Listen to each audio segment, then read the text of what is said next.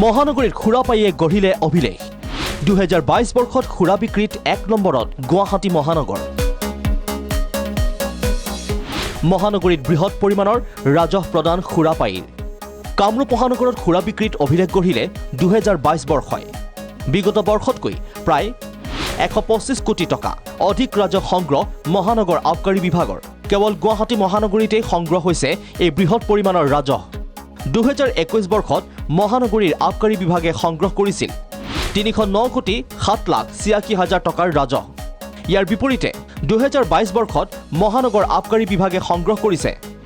433 কোটি 22 লাখ 79 হাজাৰ টকাৰ ৰাজহ